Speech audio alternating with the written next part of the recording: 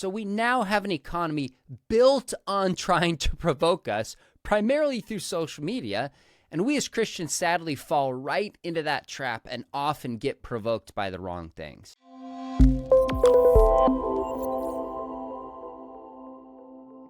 Welcome to the broadcast. This is Michael Easley in Context. I don't know about you, but maybe like me, I've had some arguments in the last 4 or 6 years with great friends and close brothers and sisters in Christ, and we disagree strongly on BLM and CRT and what official to vote for and why I'd never vote for this person or that person. And it's braided down some relationships. Some friends of mine from seminary days, we don't talk anymore. And enter into the discussion is Sean McDowell and Tim Muehlhoff, and we have the honor of having Dr. McDowell on the program today. He's an associate professor of Christian apologetics at Talbot School of Theology, which is on the Biola campus. He has received numerous awards as an educator. He lives in the San Juan Capistrano area. In 2008, he was awarded the Educator of the Year. I won't read all of his CV, but he's one of the top 100 apologists in our country today. He's completed 2 masters at Talbot Seminary because one wasn't enough, and then he went on to earn a PhD in apologetics and worldview at Southern Baptist Theological Seminary in 2014. He's a busy guy. He speaks for Focus on the Family, the Colson Center, for Crew, for Youth Specialties, for Hume Lake, FCA, and other organizations you may be familiar with.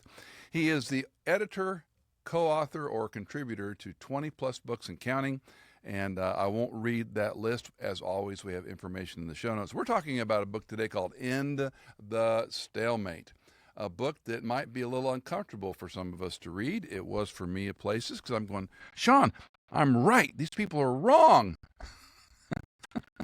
Welcome to the broadcast, Sean. It's a joy to be here and finally connect. Thanks for having me on. Well, it's our privilege. So first of all, give us a little bit of a primer on how you got into being an apologist. Well, there's probably a couple factors to this. It would be impossible to not recognize my father, Josh McDowell, who's been doing apologetics. This falls actually 6 decades with Crew. And although he never once that I remember was like, son, you should do apologetics or you should write a book ever. He just modeled it and lived it and engaged me over the dinner table and in my life and just made it an appealing life in which you make a difference. That's a piece of it.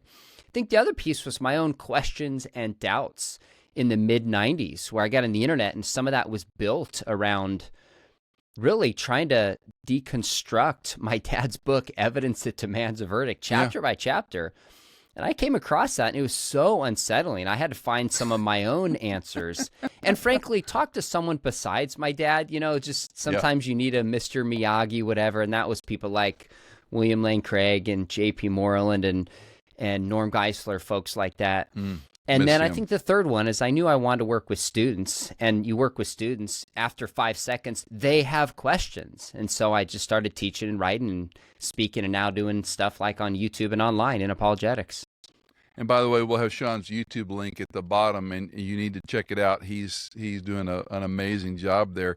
One of the things that, you know, I'm an old guy. I'm not as old as your dad. We're kind of in the middle between your age and your father. But social media seems to be the gas on an existing fire of controversy.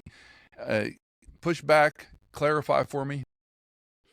I think that's correct. I was just preaching yesterday in church in Acts chapter 17, how when Paul is in Athens, he was provoked by a lot of the idols that he saw. And that means like drawn to distress. Well, it's one thing to be in a place and to see that, but those were placed there because they represent the beliefs of that city. Now, what social media does is built into it are analytics and tools to try to provoke you, try to provoke me, and frankly, to try to get us to vote a certain way, to try to get us to click on a certain video, to try to get us to spend our money a certain way. So we now have an economy built on trying to provoke us, primarily through social media, and we as Christians sadly fall right into that trap and often get provoked by the wrong things. I know you're probably far better versed than I am, but just in what we've done with our our podcast and YouTube and so forth. The heat map technology, where our eyes go on Instagram, the dopamine hits we get from scrolling on screens. This, forget AI for the moment. This stuff is frightening, what they have already determined on what makes you provoked, what makes you want to engage that. And I don't know, I mean, you're probably far deeper into it than I am, but if you're teaching graduate level students, you say 5 seconds into a lecture they got questions, do they respect you as an instructor, as a teacher, as someone who's a subject matter expert, much less a PhD? Well, my grad students are different than at the time when I went into apologetics. I was teaching high school, and I was speaking to high school students. So we're talking junior high to high school questions, I realized, really in the late 90s when we were in this emerging church movement and told, share your narrative, share your experience, don't give facts and evidence. And 5 seconds in, I'm like, no, this is not what kids want and what they need. Now, one of the problems, I think, with social media, there's always up and down, right? Now, everybody has a voice. The positive is we can hear people uncovering, say, abuse in certain areas. People can challenge authorities that spin a narrative and want us to believe a certain view. Like, that's positive when people without a voice can now speak. The flip side of that is people now with a voice who don't have training in a particular area speak as if they do. And I've done this many times where I tweeted something, I thought, you know what, that was way too fast. I got to take this down. I don't know what I'm talking about here. Like, we've all fallen into that. But this week I sent out a tweet. I saw somebody who said, in caps, how the apostles died. And they list all of them. I have studied this probably more than anybody on the planet. It was my PhD dissertation. I just completed a 10-year update on this. And so I copied that person kindly and just said something to the effect of, hey, I appreciate that you're trying to get Christians to care about, suffering like the Bible says. But this is almost entirely legend and it's not fact. And there's a sense of like, everybody thinks their opinion is equal because they've read one blog or they've read one book or they've seen one article or watched a YouTube video, as opposed to like really diving in and doing your homework, which takes time and thoughtfulness and care. It's just easier to do that. And so experts lose their authority. Not to mention we've had a lot of experts, I think, over the past 4 to 5 years that have also intentionally given us false information and intentionally lied to us. So there's just a lot of factors at play right now, in addressing your question. Let's, and I appreciate that. Let's pause for a minute and talk about information and reading. I was talking to a friend today. We're both deep into audiophile, listening to music and kind of high-end systems and whatnot. And we're talking about information and how it's changed and truncated. To your point, a tweet, a Snapchat, a TikTok has more power than a book. And people aren't reading. And I'm a little bit of a hack student in neuroscience and neuroplasticity. I know from my own behaviors, when I consume information through video, I think it dampens something, and reading is more difficult. It's not as easy. I underline a lot, which slows me down terribly. And I've got, probably like you, a stack of books I'm trying to work through. And I look at, that's 20 hours in front of me. It's a lot easier to watch YouTube, a lot easier to go back to those dopamine hits. And I think we're at a, when I teach in churches, I tease, I say, open your Bible to Acts 17, and for you cheaters, open your phone. And you get a little laughter, but I still maintain this. There's something happening when I'm reading and turning a page and taking notes that I'm not getting even watching Sean McDowell on a YouTube. Well, one of the differences on a lot of social media is it's not linear thinking. You click on one link and then you click on another link, and it's very emotively driven to shape the way somebody thinks. Whereas in a book, if it's written well and edited well, lays out your points and your argument, and it forces you to think something through and really examine the evidence, as opposed to just an emotion or a feeling that you get.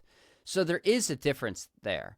Now, not all of YouTube is just clickbait, I would say. So I aim, and I'm not saying I always succeed in this, but I try to be appropriately provocative in the sense that I need people to watch my stuff. I have to get their attention, versus 50 other videos they can click on.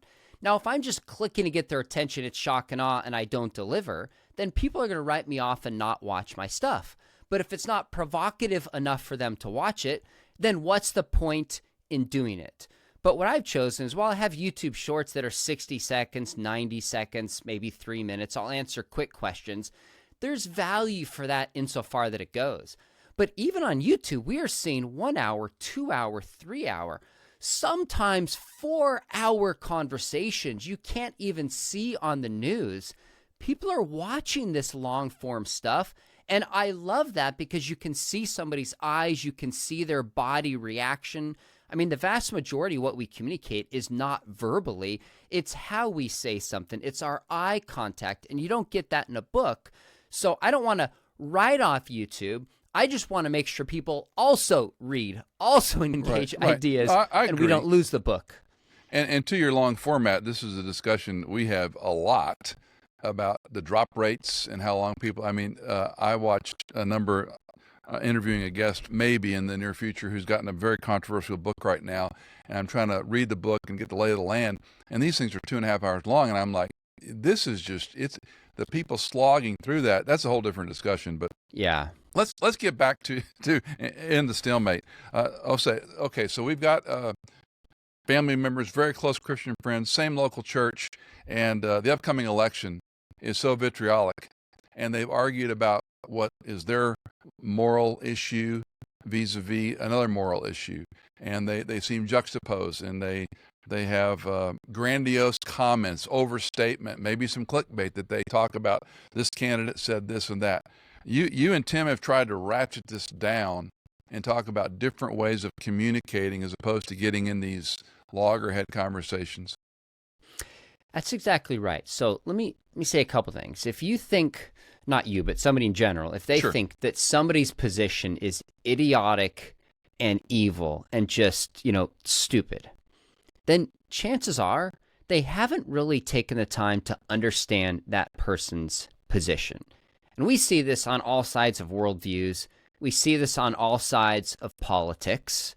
And so if that thought goes through somebody's mind, we should pause and just think, okay, do I really understand where this person is coming from? Now, there are some positions today that qualify for that, but most people on all sides of the political debate at least have good reasons that they think are good reasons why they vote the way they do and why they hold the worldviews that they do. And so I think as Christians, minimally, we at least need to try to understand where somebody is coming from and why, the story behind why they hold those beliefs. One of my favorite chapters in the book is not one that I wrote. I have a whole chapter on what is a worldview. And then Tim, my co-author, wrote a chapter called Bricolage about how we put together worldviews and belief systems.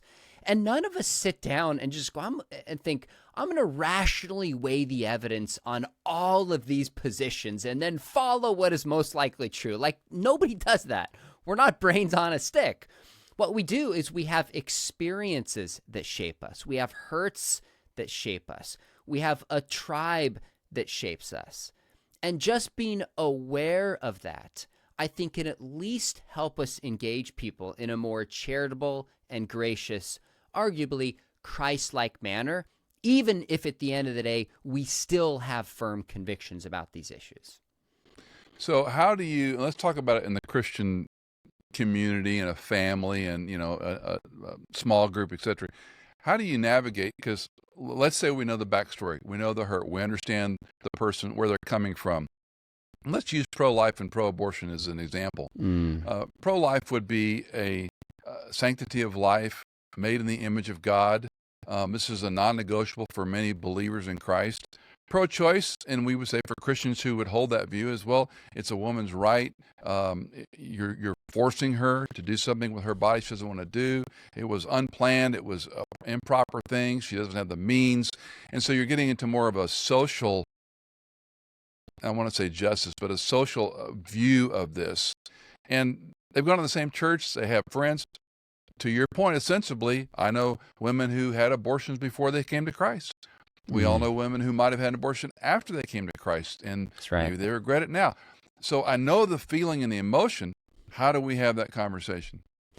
Well, I don't think there's any issue that's harder for me to discuss with people, especially family and close friends who view it differently than I do, than abortion.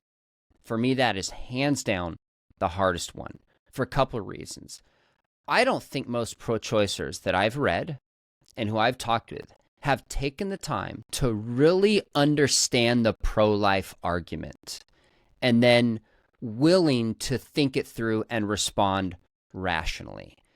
Given how much is at stake with the unjustified killing of the most vulnerable human beings around us, to not do your homework is inexcusable to me, even if at the end of the day you reject it. So that's hard for me to just be patient with somebody. And so I think for me on that one, I'm going to have conversations. I've had some with family is the hardest, extended family. I'm just going to try to pick the right time. I'm going to try to pick the right place. And I'll be completely honest with you. There's a conversation or two where I was internally so upset. I just decided that I was going to end this conversation without saying that, without saying something to family I knew I was going to regret. And I think there's a time and place to do that. Most issues don't get to that point. So it's always a trade-off between like peace and relationship and truth. Now, if you're sitting on a plane with somebody, you're not in a long-term relationship, sometimes you just drop a prophetic bomb and move on. But when it's with family and it's non-believers, and you're going to see them Christmas after Christmas after Christmas, there just has to be wisdom in choosing when and how to have those conversations. And so I don't have it perfectly figured out, but hands down, that one on life, no question about it, is the hardest one to navigate for me personally. When we lived in the D.C. area, and good friends would typically counter with, well, you guys, meaning me, you're pro-capital punishment. So how can you be pro-life but pro-killing a person? And of course, I can differentiate that in my own head very easily, but that was about the best rejoinder they could have, because they couldn't really articulate, the exceptions are the exceptions, and you don't make a general rule or law based on an exceptional clause like rape or this type of thing. But at the end of the day, it seemed like that was the best I could, it would come back to me. I go, well, if you break a capital law, you deserve a capital punishment. And, that's, but that was a circuitous argument. But anyway, I don't know why I bring that up. Hey, can I jump in and comment on that? Please Because do. That's an important rejoinder, is the primary strategy I try to use, even if the issue of abortion comes up, is simply ask questions. In the Gospels and Acts, we have 340 questions that Jesus asked. In the letters of Paul, there's 262. So if somebody said that to me, I might say, I would try to be generous and say, you know what? I could see why that it would seem like there's a tension there, because it raises a larger question: when can we end life? I might say, tell me, do you think it's possible to make a distinction between ending the life of somebody who's taken somebody else's life and ending the life of somebody who doesn't even have a voice to act and defend themselves? Could there be a moral difference between those two? So instead of saying you're wrong and you're inconsistent in defending pro-life, I'm going to try to find some common ground and just say, hey, I can understand where that might come from. It does seem like there's a tension, doesn't there?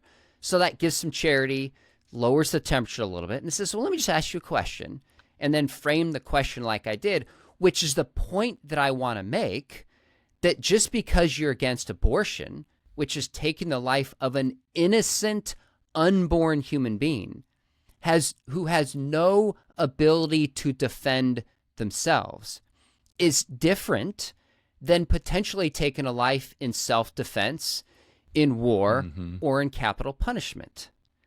I just want this person to minimally recognize that there's not a contradiction that is there. And then let's get back to the argument itself about the unborn. And then I might say, if they can see that point, I might say, well, let me ask you a question. Why do you think people are pro-life? I'd love to hear you, since you don't buy it, articulate what you think the best pro-life argument is. And typically they can't. And then I'll just simply say, would you be willing to hear me out of what I think that steal a man argument is? And then you can tell me what you think about it. That's just how I try to navigate. That's good. That's great. Yeah. And by the way, there's a proverb that says, the purposes in a man's heart are deep, and a man of wisdom draws it out. So when you mentioned earlier, when we know somebody's backstory, I don't know that we often really do. I mean, there's so much hurt and pain behind this. I had a friend who would debate abortion doctors, and she'd go to a meal with them every time before the debate. She said there always is hurt and pain and a recognition that if I shift my mind on this, I have been ending hundreds or thousands of babies. It's unthinkable. So that backstory is huge. Well, and I have a very close friend who's an OBGYN here in Tennessee, and he used to perform abortions, not many, but he did. And he came to Christ, and he's met some of the women later in life whose children he aborted in church. And boy, you hear his story, and he has a peer that he was an abortion provider, tens of thousands. And, so it's a very raw thing with him. But, so once I came to Christ, and I think a lot of the anger, we're getting way off, a lot of the anger in the pro-choice movement or pro-abortion movement, you can't go there. Because if you, for a moment, think you've taken the life of a child and that reality is in front of you, I mean, I don't know how anyone would handle that. And my friend, who's a very strong believer, that's one of his most soft points even to this day is, that I took the life of children. And it's hard to transition from that. Let me ask you about mind blindness in your book. I think this is a very interesting, in talking to people, trying to see beyond the argument. What do you mean by mind blindness? So when you co-write a book with somebody, some of the ideas you bring, and your co-author brings some of the other ideas. Tim Muehlhoff, whom you know, is a PhD in communication studies. He actually did his PhD and a lot of the stuff on the book at University of North Carolina, practicing having conversations with people who completely see the world differently, like certain feminists and secularists and atheists who thought Christians were nuts. And so he's got this deep scholarly research behind the book. He came to me because he's like, hey, you're kind of practicing this, because my research and scholarship is in apologetics, not in communications, even though it was my undergrad degree. So this is just an idea that we all have blindness. We all do. I think one reason at the very beginning you made the point that we look at other ideas and we think, we know this person is wrong. I know I'm right on this one. And sometimes we are. But the reality is, there's often times where you and I have been completely that confident, if not more, and then it turns out we're mistaken about something. So that level of humility should at least shape the way we engage people, unless we've really done our homework and it matches the confidence with which we hold something. So we all have a worldview, we all have a grid, we all have certain blinders of things we can't see and we can't understand, which should minimally make us somewhat humble in how we engage others. But I also know that's true of the people that I talk with. And I want to try to find ways to maybe help them see that they have certain blinders that are shaping the way they interpret issues, such as, say, pro-choice you shaped before.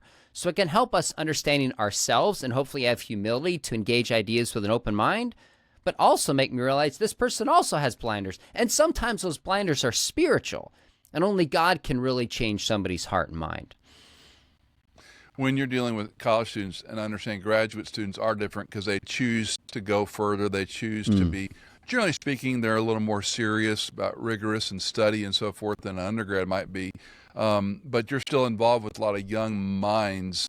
What do you see, and this may be an unfair question or hard to respond to, are there two or three trends you see in the way they process information, the way they think about these issues that are juxtaposed? Oh gosh, that's tough. What we're seeing with Gen Z is a lot of the phenomena with them is not unique to Gen Z, the way earlier generations had phenomena unique to those younger generations. And in part, that's because Gen Z is so deeply shaped. They're the first digitally native generation. So attention spans and processing truth, a lot of that transcends generations and is not unique to young people. But their brains are still forming. Their relationships are still forming. Their worldviews are arguably more vulnerable than other generations are.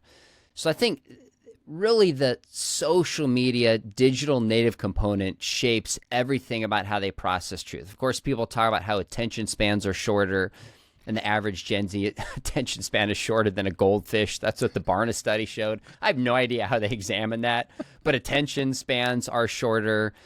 I think that's the big piece.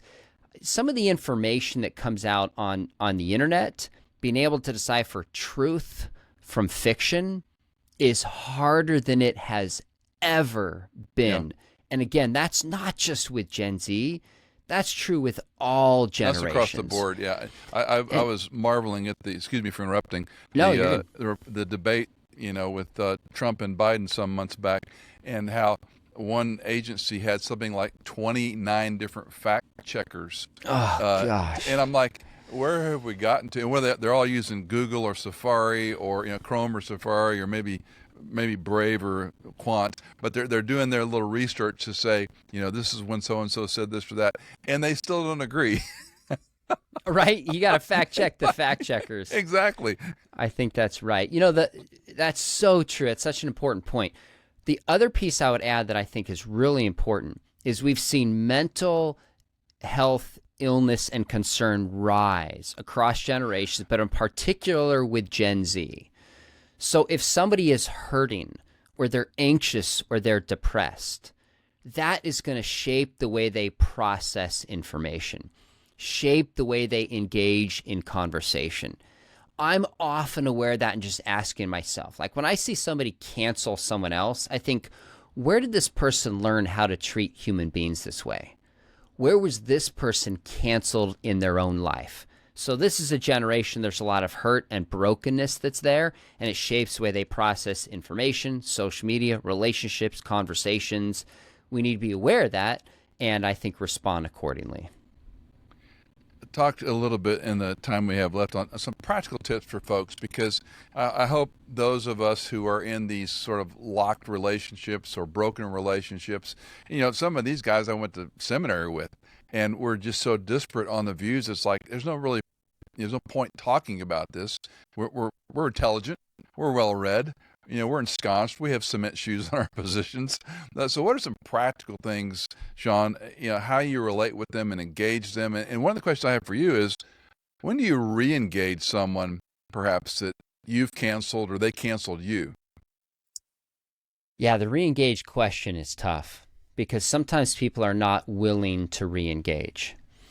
A principle I try to live by is I want to be as gracious as I can be without compromising my convictions in terms of biblical truth.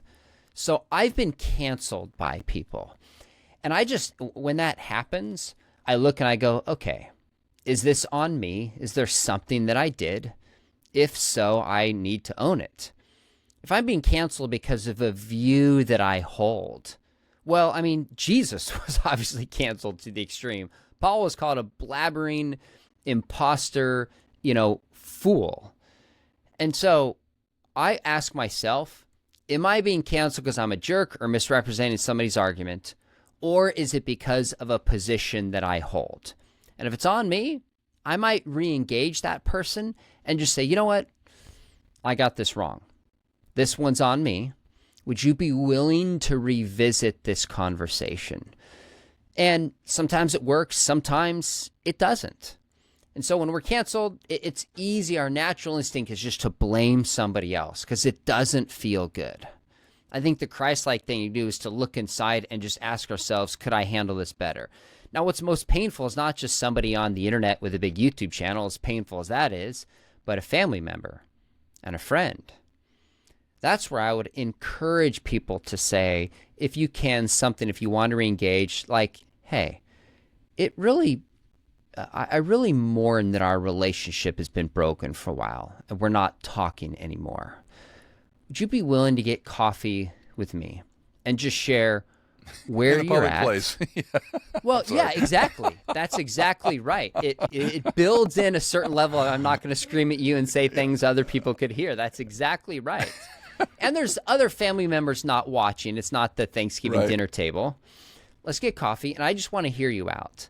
And I just want to understand where you're coming from, why you believe as you do, how you think I treated you, what you think I can do better. And then you go in and you just listen and you try to understand. And maybe that person re-engages, maybe they don't. But that I can live with that kind of approach to somebody that's willing to extend as much courtesy and kindness as I can. Then I go, okay, that's between them and the Lord. The book is called End the Stalemate, Sean McDowell and Tim Muehlhoff. As always, information in our show notes. You want to check out Sean's YouTube channel. He does a remarkable job engaging folks. And Sean, thanks for your time, and greet your dad for me next time. You're a pro. This is fun. Thanks for having me on.